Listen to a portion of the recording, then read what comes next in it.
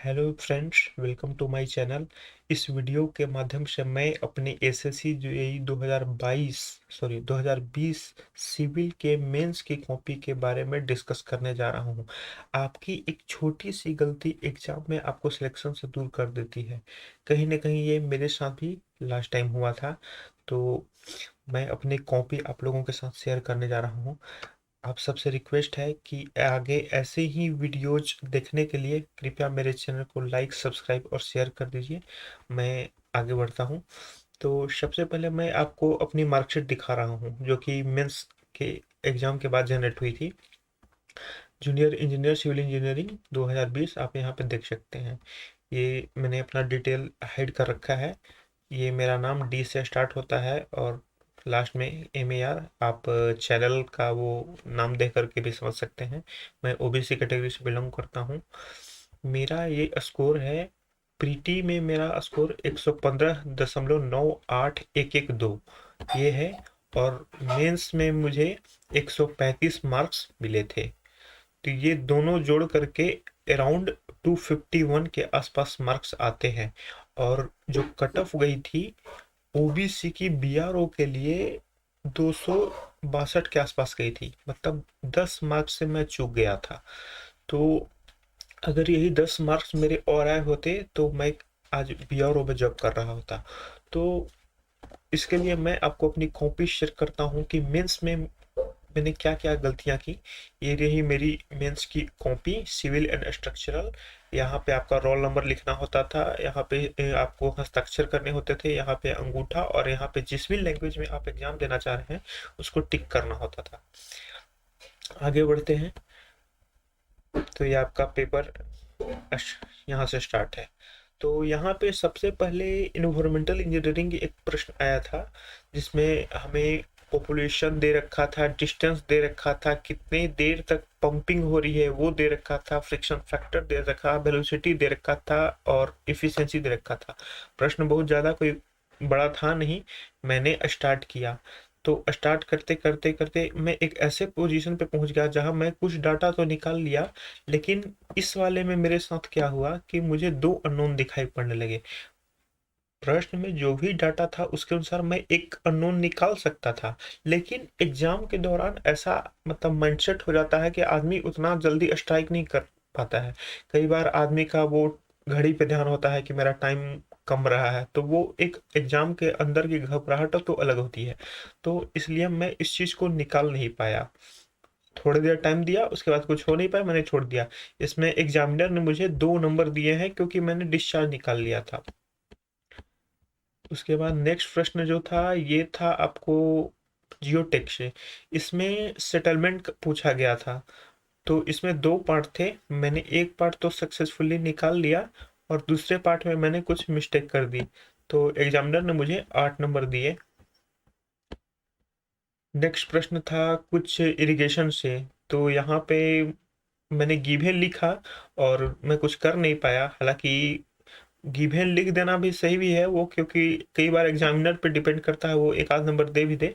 लेकिन नॉर्मली उसको ना मान के चले। जैसे ये देखिए मेरे यहाँ पे एक भी नंबर नहीं दिए गए एग्जामिनर के द्वारा। नेक्स्ट प्रश्न मैंने अटेम्प्ट नहीं लिया है। ये क्या था, ये आपको स्टडी एंड डिले स्टडी के विभिन्न मेथड्स के बारे में लिखना था। उसके आगे फिर आपका सिलेक्शन ऑफ गाउज था, यूनिफॉर्मिटी ऑफ गाउज से रिलेटेड। मैंने लास्ट टाइम में ही इसको अटेम्प्ट किया था तो ज़्यादा कुछ लिख नहीं पाया, एक दो लाइन अपने हिसाब से जो लिखा उसमें मुझे कोई नंबर नहीं मिला। उसके आगे नेक्स्ट ये था क्लोज ट्रावर्स पे। ये सबसे लॉन्ग क्वेश्चन होता है क्योंकि इसमें एंगल के साथ साथ बियरिंग करेक्शन दोनों करना होता है। हालांकि ये 15 नंबर का था, मैंने इसमें थोड़ा ज़्यादा समय दे दिया था, आई थिंक 20 मिनट्स लग गए थे। मैंने फिगर बनाया, एक एक करके सारे को लिखा, 2-3 पन्ने तक गया। तो मुझे एग्जामिनर ने बस यहाँ पे 1 मार्क्स डिडक्ट करके 14 नंबर दिया है क्योंकि आंसर सही था। नेक्स्ट में भी आपको वाटर रेक्टेंगुलर चैनल का दे दिया था, डेप्थ दे दिया था, विड्थ दे दिया था और डार्सी फ्रिक्शन फैक्टर का दे दिया था।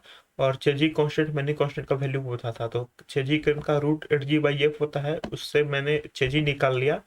अब मुझे यहाँ पे 1/n ए आर के पावर 2/3 इंटू एस के पावर 1/2 और एसी रूट टू एस को इक्वेट करना था। लेकिन एक्चुअली एग्जाम में मेरा दिमाग यहाँ चूंकि स्ट्राइक किया नहीं था, इसलिए मुझे ऐसा नहीं लग रहा था कि मैं सही कर रहा हूँ, बस कुछ ना कुछ किया जा रहा हूँ ताकि एग्जामिनर कुछ नंबर दे दे। तो एक सही था और शायद दूसरे में थोड़ा आगे बढ़ गया था, इसलिए एग्जामिनर ने मुझे 15 में 8 नंबर दिए। उसके बाद एक पेल्टन व्हील का प्रश्न था 15 नंबर का। इसको मैंने कंप्लीट तो नहीं बना सका, मैं शायद आगे जाके किसी एक का आंसर सही से नहीं ला पाया या फिर कुछ और मिस्टेक हो सकता है। एग्जामिनर ने मुझे 8 नंबर दिए, हो सकता है कुछ गलतियां ज़्यादा ही होगी। उसके बाद ये देखिए 20 नंबर में ट्राइएक्सियल था। मैं अपने हिसाब से तो संतुष्ट ही था, मैंने ट्राइएक्सियल के बारे में लिखा, उसके बाद ट्राइएक्सियल की एक फ़ोटो बनाई, उसके बाद सिग्मा वन का जो फॉर्मूला होता है वो लिखा, अनड्रेंड में ड्रेंड में दोनों कंडीशन में लिखा, क्या एडवांटेज है इसका ये लिखा, टाइप क्या होता है ये लिखा। हालांकि इसका टाइप का भी और डिटेल कर सकता था, लेकिन 20 में मुझे 6 मार्क्स मिले। थ्योरी में वैसे भी ज़्यादा एक्सपेक्टेशन नहीं कर सकते क्योंकि वो एग्जामिनर पे फुल्ली डिपेंड करता है। यह आपका स्लैब डिजाइन था 25 नंबर का। नॉर्मली इस तरह का क्वेश्चन रिपीट होते रहा है, मैंने सारे तरीकों को अच्छे से सॉल्व किया और मैं लास्ट तक गया। इसमें बस मैंने सीआर चेक नहीं किया है, इसलिए शायद एग्जामिनर ने मुझे 4 नंबर काटा और 21 नंबर दिया है। हालांकि वो भी अच्छा नंबर कर सकते हैं। सीआर चेक में मैक्सिमम कॉपियों में मैंने देखा है कि 17-18 नंबर लोग बैठा देते हैं, तो 21 नंबर यहाँ गड़बड़ नहीं कर सकते। नेक्स्ट, लिमिट स्टेट और वर्किंग स्टेट में डिफरेंस बताना था। मैंने ये दिखाया कि इसमें LC/D क्या लेते हैं, MU लिमिटिंग कैसे लेते हैं, ST कैसे लेते हैं, ST मिनिमम मैक्सिमम का तरीका क्या होता है, और WHM का भी जो भी है सारे फॉर्मूले को मैंने दिखा दिया। लेकिन मुझे बहुत ज़्यादा नंबर तो नहीं मिले, इसमें काफ़ी नंबर एग्जामिनर ने काटा है, मुझे 15 में 5 नंबर ही मिले हैं। नेक्स्ट था mention factors governing selection of dam site. इसको मैंने पॉइंट वाइज करके लिखा, 1 2 3 4 5 6 7 8 9, तो मैंने 9 पॉइंट तक लिखा है, एग्जामिनर ने मुझे 8 नंबर दिए हैं। हालांकि इस तरह के एग्जाम में पॉइंट वाइज लिखने पर नंबर अच्छा मिलता है, जैसे मैंने 9 पॉइंट लिखे, एग्जामिनर ने 8 नंबर दे दिए। नेक्स्ट प्रश्न था innovated the laboratory test of cement and describe any of two. मैंने कई सारे टेस्ट का डिटेल लिखा, उसके बाद साउंडनेस टेस्ट, उसकी फोटो बनाई, उसका पूरा डिटेल लिखा, एडवांटेज वगैरह लिखे, कंसिस्टेंसी टेस्ट का फोटो बनाया। हाँ, इसको ज़्यादा एलेबोरेट नहीं किया मैंने, तो इसमें एग्जामिनर ने मुझे 15 में 10 दिया है। ठीक ही कर सकते हैं, थ्योरी का है इसलिए इसमें थोड़ा कम ही मिलता है। और नेक्स्ट था characteristics of good quality number. ये एक रिपीटेड टाइप का क्वेश्चन था, इसमें मैंने सारे पॉइंट याद कर रखे थे, मैंने एक 1 बाई 1 करके सारे लिखते गए। मैं 13 पॉइंट लिखा, एग्जामिनर ने मुझे 12 नंबर दे दिए। ये एक अच्छा नंबर कर सकते हैं क्योंकि पॉइंट वाइज लिखने पर नंबर अच्छा मिल जाता है। और उसके बाद ये 15 नंबर का था आपका लेशी। लेशी वाले मुझे अच्छे से आता था, मैंने इसको अच्छे से सॉल्व किया, इसमें मुझे एग्जामिनर ने 12 नंबर दे दिए। हो सकता है 3 नंबर कटा हो, स्लाइड वेरिएशन हो सकता है आंसर में इसलिए। और फिर ये 10 नंबर का प्रश्न था, इसको मैंने रिटेनिंग वाल का पूछा था टेंशन क्रैक के कंडीशन में, तो मैंने इसको अच्छे से सॉल्व किया। ये लास्ट वाला पोर्शन में मैंने कुछ मिस्टेक कर दी, तो इसलिए मुझे नंबर कट गए। ये मिस्टेक ऐसा नहीं था मुझे आता नहीं था, आता था, लेकिन एग्जाम में जो प्रेशर होता है ना, आदमी उसको हैंडल करना ही बड़ी बात होती है।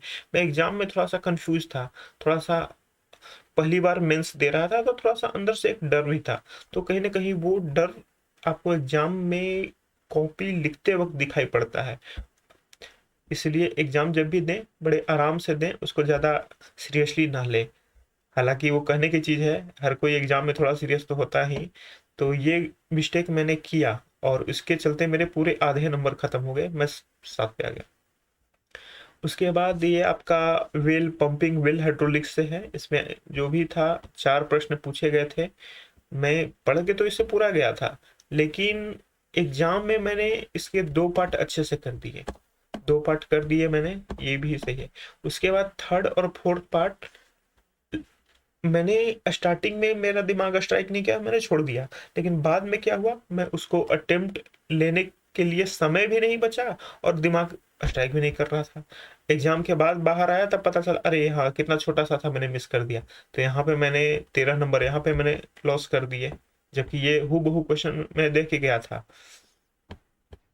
लेकिन वहां पे दिमाग स्ट्राइक, ये भी रिपीटेड क्वेश्चन था, लेकिन यहाँ भी मैंने ब्लंडर किया। 25 नंबर का प्रश्न था, ये मैंने सारा परसेंटेज फाइनल ये निकाला, एक रफ डायग्राम बनाया। हालांकि ये रफ डायग्राम थोड़ा सा और बेटर कर सकते थे। उसके बाद D10 CU/CC इसकी वैल्यू को मैंने डायरेक्टली ले लिया। मैंने किसी पुराने साल की एक कॉपी देखी थी जिसमें ऑलमोस्ट जैसे D60 लेना है तो 65 के आसपास वाले को ही उसमें ले लिया था। उसके बाद D30 लेना है तो 28 के आसपास वाले को ले लिया था और उससे नंबर मिल गए थे। एग्जाम में समय को बचाने के चक्कर में मेरा भी ध्यान वही रहा, मैंने क्या किया, मैंने भी डायरेक्टली वही ले लिया। एग्जामिनर शायद इंटरपोलेशन ढूंढ रहा था, तो मुझे इंटरपोलेशन आता था, लेकिन कहीं ना कहीं समय बचाने के चक्कर में मैं ये मिस कर गया। अब इसके चलते 25 में जहां मुझे मिलने चाहिए थे 12, 14, 15, अगर कुछ मिस्टेक हो उसके मुझे मिले क्या, 1 नंबर। 1 नंबर यहाँ तो मैंने कभी एक्सपेक्ट भी नहीं किया था, मैं इसमें आराम से 12, 14 नंबर लेके चल रहा था। तो ये मेरे परीक्षा का सबसे बड़ा ब्लंडर था। ब्लंडर इसलिए क्योंकि ये मुझे आता था, कहीं ना कहीं थोड़ा सा समय बचा, लेकिन मुझे लगा कि जब इसमें नंबर मिल ही जाता है, या कभी मैंने चूंकि देखा था इसलिए मैंने वो इंटरपोलेशन नहीं किया ताकि समय बचे। और ये मेरा पूरा ब्लंडर जो कि मुझे मेरे रिजल्ट से दूर ले गया और मैं क्वालिफाई नहीं कर सका। 6th पार्ट तो मतलब मैंने अटेम्प्ट ही नहीं लिया था। इसमें sinking fund, scrap value, salvage value इसके बारे में लिखना होता है और मतलब लिखना था। उसके बाद ये आपको एंगल, टेंशन मेंबर डिजाइन से संबंधित था, और एक फिर आपको ये आपका SFD BMD रिलेटेड था, इसमें आपको के की वैल्यू को पूछा था। और इधर तो और कुछ है नहीं, लास्ट में ये दे देते हैं कुछ इंपॉर्टेंट डाटा जो कि आप एग्जाम के टाइम में यूज कर सकते हैं। तो मेरी कुछ गलतियां रही, जैसे कि मैंने अभी आपको जो दिखाया जियोटेक का क्वेश्चन, अभी जो सबसे लास्ट में दिखाया, ये मेरे एग्जाम के लिए सबसे बड़ा ब्लंडर था जो मुझे नहीं करना चाहिए था। तो ये मुझे मेरे सेक्शन से दूर भी लग गया। आप कट ऑफ देखेंगे तो कट ऑफ 261 या 62 के आसपास BRO की गई थी, OBC की, और मैंने आपको जो अपना मार्क्स दिखाया है वो आप देख सकते हैं, 135 और 115 ये जोड़ करके 251 आता है। तो अगर ये जो बड़ा ब्लंडर था, एक ब्लंडर ये भी मैं बचा लेता तो आराम से 10 नंबर आ जाने वाले थे और मेरा सिलेक्शन हो जाता। लेकिन अब रिजल्ट होना नहीं था, अब चाहे जो हो, मैं तो ब्लंडर कर गया। अब तो आप भी कभी भविष्य में एग्जाम दें तो इन सब तरह के ब्लंडर से बचने का प्रयास करें। तो यही थी मेरी कॉपी, और आप सबको आगे के लिए बेस्ट विशेष। इसी तरह के वीडियोज लगातार पाने के लिए कृपया मेरे चैनल को लाइक करें, सब्सक्राइब करें, शेयर करें। Thank you.